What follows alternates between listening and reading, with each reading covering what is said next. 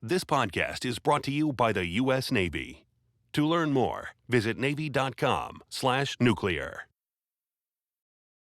The technology on a Navy submarine, it's beyond cutting edge, like the new the ice or the which allows us to make the it's the most advanced out there.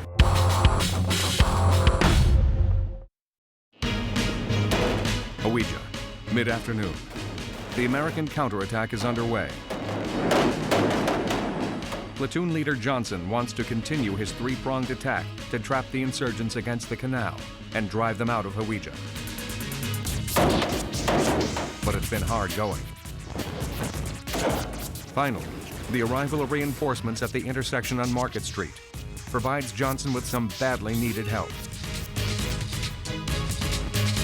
They had not been coordinated with us, but they were just moving in as an extra asset for us to use.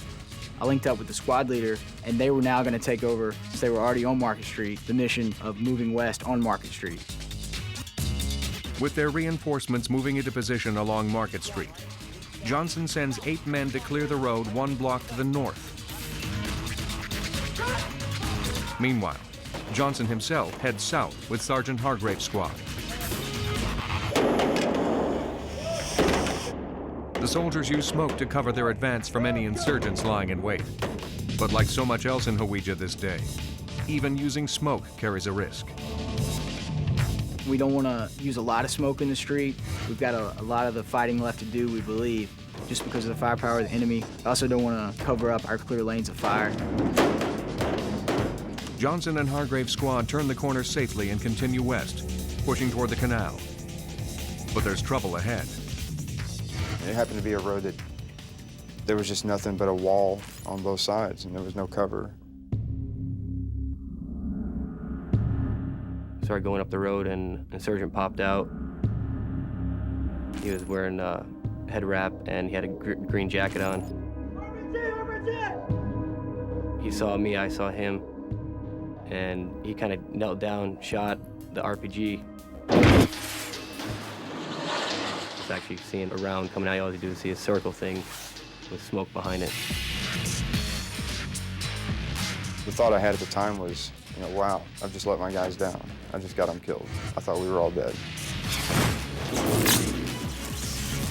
Just before the RPG reaches the men, it hits a power line and explodes. The sense of relief was more than any I'd ever felt. As soon as the power lines hit the ground, they're sparking and they're jumping all over the street. So it's really impeding our movement forward. You want to move as fast as you can just because of the lack of cover. Now you have to deal with maybe getting electrocuted on the street as well. The men navigate around the sparking power line and move forward to face a new danger on the urban battlefield.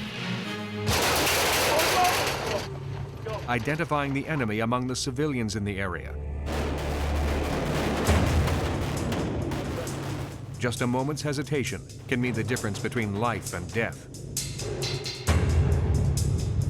But no soldier wants to fire first and kill an innocent Iraqi. On April 7th, these split-second decisions are being made all over Hawija. The thing that was hardest for me was there were no uniforms like we had. Everybody was dressed the same. You couldn't trust your gut completely, because you want to shoot everything you see that's not wearing what you're wearing. Out of, fear for your soldiers, fear for yourself.